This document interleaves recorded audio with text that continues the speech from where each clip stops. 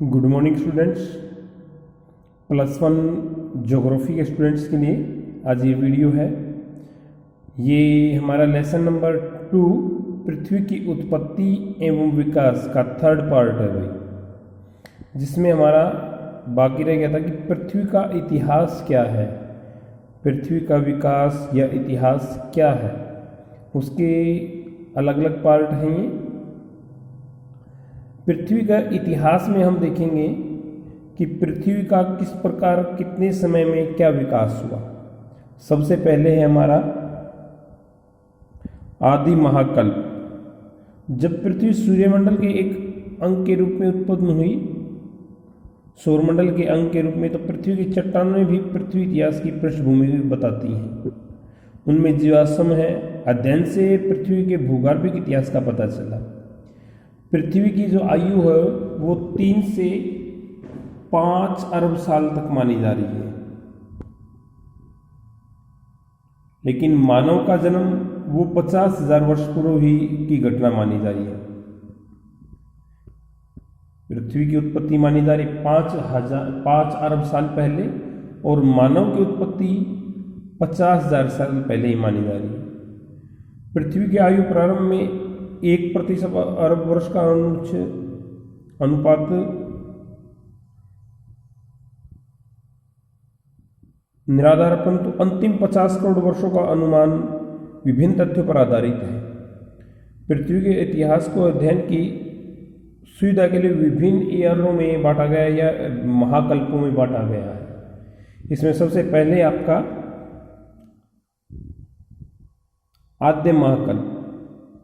यह पृथ्वी के इतिहास का सबसे प्राचीन महाकाल है, जिस महाकाल में चट्टानें सबसे पुरानी हैं तथा पृथ्वी के भीतर बहुत गहराई में पाई जाती हैं।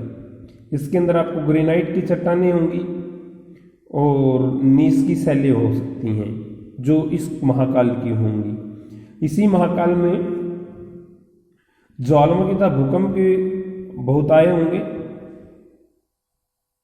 इन सभी परिकल्पनाओं से या इन हलचलों के कारण ही गोंडवाना लैंड, अंगारा लैंड और लोरेशिया तथा बाल्टिक भूखंडों का निर्माण हुआ। पृथ्वी के जो ये महाद्वीप हैं जिनको हम अध्ययन कर रहे हैं, गोंडवाना लैंड, इनका उत्पत्ति ज्वालामुखी और भूकंपों की वजह से आदिम महाकाल में ही हुई। दूसरा है पुराजीव महाकाल। यह महाकल्प 150 करोड़ वर्ष पूर्व से 22 करोड़ वर्ष पूर्व तक रहा। इस महाकल्प को 3 भागों में बांटा गया है। प्राचीन पुराजीवी महाकाल, प्राचीन पुराजीवी महाकाल इसको भी 3 भागों में बांटा। कैम्ब्रियन कल्प, इस युग में भूमंडल पर समुद्र की उत्पत्ति हुई।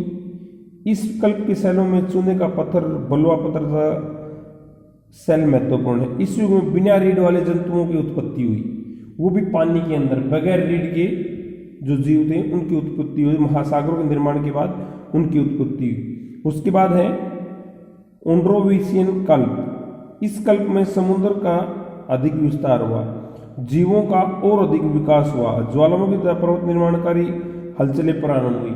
इस काल की जो हलचलें थी उससे जीवन के विकास में और संभावनाएं बढ़ी।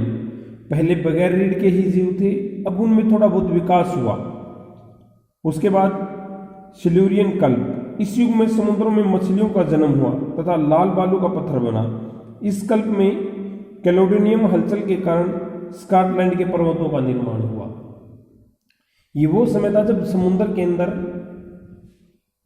मछलियों की उत्पत्ति हुई। उसके बाद है हमारा नवीन पुराजीवी महाकल्प। इसको हमने 3 भागों में बांटा है। पहला है डिवोनियन कल्प। इस कल्प में मछलियों की वृद्धि हुई तथा वलन क्रिया का विस्तार हुआ। कार्बोनिफेरस कल्प। इस युग में अधिक उष्णता के कारण दबी हुई वनस्पति कोयले में बदल गई, इसलिए इसे कोयला या कार्बन कल्प भी कहा जाता है। प्रेमियन कल्प। इस युग में शुष्क जलवायु के कारण महासागरों का विस्तार कम होने लगा।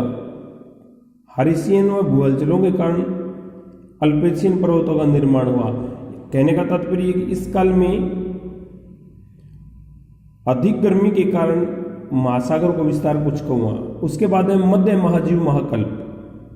यह प्राचीन तथा नवीन महाकल्पों का मध्य भाग है, जिसे द्वितीय महाकल्प भी कहते हैं। यह वर्तमान में 7 करोड़ वर्ष पूर्व तक माना जाता है। इसे 3 कल्पों में बांटा गया है। त्रियासी कल्प, इस काल में महाद्वीप विस्थापन, 33 महासागर बनना तथा विभिन्न भूखंडों की रचना। जोरासिक कल्प, इस कल्प में भारी तथा भयानक जीव जंतुओं का विस्तार हुआ। क्रिटेशियन कल्प, इस युग में स्तनपोषी जीवों की वृद्धि हुई। लावा प्रभाव से दक्कन के पठारों की रचना हुई। नवजीवन महाकल्प, इस युग में आदि मानव का जन्म हुआ।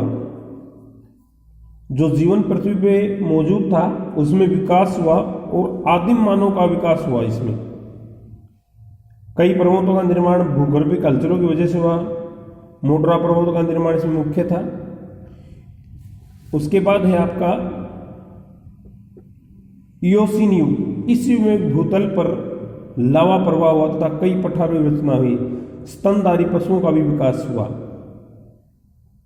ओलोगोसीन युग, इस युग को एल्पाइन भूहलचल का युग कहा जाता है, जिसके कारण हिमालय तथा एल्पस पर्वतों का निर्माण हुआ।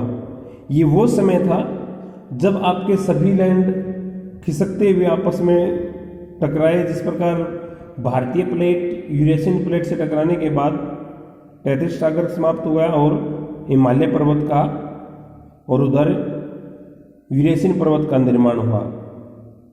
प्लासियन युग, इस युग में तलछट के जमाओं में मैदानों का निर्माण हुआ। क्वार्टर महाकल्प, यह नवीनतम महाकल्प है। यह युग 10 लाख वर्ष पूर्व प्रारंभ हुआ। इसे 2 भागों में बांटा गया है। प्लेस्टोसिन युग, इस युग में उत्तरी अमेरिका, यूरोप आदि भागों पर हिम का आवरण छाया गया। इससे महान हिमयुग भी कहते हैं। हिम अवतरण के हटने से महान झीलों, भूआकार घाटियों तथा हिमोडों की रचना हुई। ओलोसीन युग, यह अभिनव कल्प का सर्वनूतन युग में मनुष्य का विकास हुआ। इस युग में पुनः ताप बढ़ने लगा। इस युग में हिम के हटने से कई स्थानों पर हिमोड निक्षेप बने।